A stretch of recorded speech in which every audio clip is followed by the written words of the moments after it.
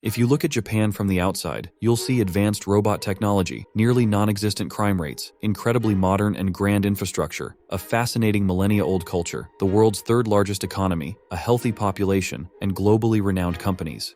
But if you look a bit closer, there is another, much darker side of life in Japan that most of the world is unaware of. In Japan, there are millions of people who have failed to find their place in society. They haven't secured jobs, haven't married, and live in complete isolation.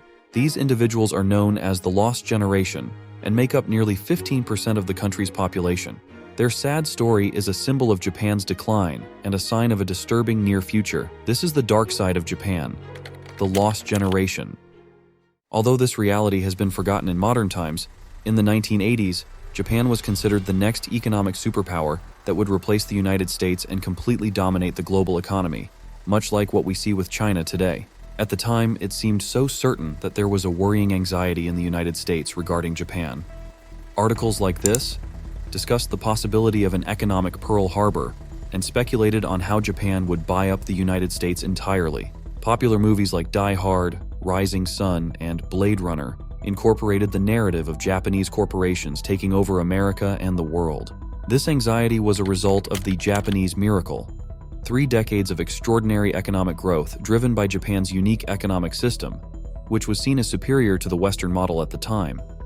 Basically, it was based on collaboration between giant corporate cartels and the Japanese government. These cartels, known as keiretsu, represented alliances between major Japanese corporations like Mitsubishi and Toyota, which maintained mutual investments and strategic collaborations to strengthen their financial ties. The largest keiretsu received unequal financial support from the government in the form of massive loans from the Bank of Japan, a state institution. Basically, this meant that these alliances had access to a huge amount of money to finance their overseas expansion, while at the same time the government blocked foreign companies from entering the Japanese market. It wasn't a financially healthy or fair system, but it was working. The Japanese stock market was booming. Japanese products dominated markets everywhere, and ordinary people had the confidence that, with dedication and a college degree, they could secure a stable job in a large company, which meant financial stability. Japan was unbeatable on the economic front, unstoppable, and everything was going well, until suddenly, it wasn't anymore. In 1991, after 3 decades of rapid growth, Japan became the world's second-largest economy, trailing only the United States. As the economy thrived, the values of real estate and stocks also soared. However, in the late 1980s, this growth turned into a frenzy of speculation. Virtually everyone was convinced that the economic boom and asset increase would never end, and the more you invested, the more money you would accumulate, creating expectations of a peaceful retirement and financial independence. Meanwhile, the Bank of Japan continued to print money and lend it to virtually anyone who asked, regardless of the purpose of the loan or the credibility of the borrowers. It was as if an inexhaustible money-making machine was operating. And then suddenly, the bubble burst. Throughout 1990, the stock market plummeted by 43%, and real estate prices followed the same path.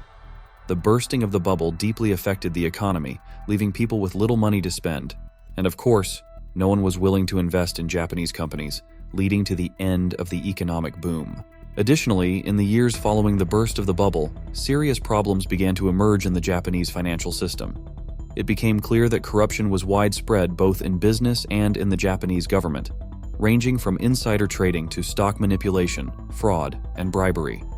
Furthermore, the excessive lending without limits created a large number of zombie companies, meaning companies that would have gone bankrupt long ago but continued to survive on state loan money. In just a decade, Japan went from being praised as the economic tiger and the Japanese miracle to being called the sick man of Asia. A radical change in its financial and economic reputation. While a dramatic fall is not uncommon, the situation in Japan was completely different. Japan's economic recession had a profound impact on an entire generation, with serious consequences for society and the country's future. There is a generation of people between the ages of 30 and 40 who are out of the labor market, living with their parents, and often financially dependent on them. These young adults never had the financial stability to start their own families or build solid careers, and many of them never even had any jobs. Around 15% of the Japanese population, which equates to almost 17 million people, belongs to this lost generation. They form a crucial demographic group for any country's economy. People in this age group usually spend a lot of money on their families, homes, and cars, responsible for a significant portion of consumption that keeps the economy going. However, the lack of contribution from the lost generation is one of the main challenges faced by Japan today. In addition to economic problems, this situation is also leading to a host of other social issues, such as isolation and profound sadness. Currently, the country faces a challenge called superaging. With nearly 30% of the population over the age of 65, Japan is aging faster than anywhere else in the world. One of the reasons for this is the low birth rate, which is a consequence of the lost generation that never had children. By 2050, there will be nearly the same number of elderly as working-age people. This is a big problem because the elderly depend on taxes paid by working-age individuals to support themselves. If the population continues to age, Japan will struggle to fund benefits for the elderly. The lost generation has created a social problem that is becoming increasingly severe for the country's survival: the phenomenon of hikikomori. Hikikomori are Japanese men who completely isolate themselves from society, spending their entire lives in seclusion. They never leave their homes and have no social contact, often financially depending on their parents. The first hikikomori were men from the original lost generation, men in their 30s and 40s who failed to succeed in the job market. They felt pressured to meet Japanese society's expectations, such as getting a job, advancing in their careers, starting a family, having children, and supporting them. They felt incapable of achieving these goals and, as a result, decided to give up entirely. The phenomenon soon spread to younger generations, even though they had the opportunity to enter the job market. They also felt pressured to succeed in the market at any cost. Today, there are nearly 1 million hikikomori in Japan, and this number is only expected to rise. The Japanese government acknowledges the problem but has not yet found a solution. The main reason is that the country's economy is still not in good shape, and the work culture is extremely rigid. The government announced a plan to help the lost generation get back on their feet and reintegrate those who have isolated themselves from society. But so far, the results have been disappointing.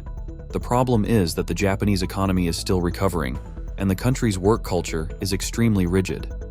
Not only are people expected to work long hours and adhere to a strict hierarchy, but many Japanese companies still follow the traditional system of lifetime employment, hiring only once a year and promoting only from within the company. This makes it impossible for employees to take time off or even have a second chance if they don't get a job in the right company. As a result, millions of people are trapped in a system that is difficult to enter and impossible to exit. As more young people fail to succeed in this relentless system, they join the hikikomori and become a lost generation,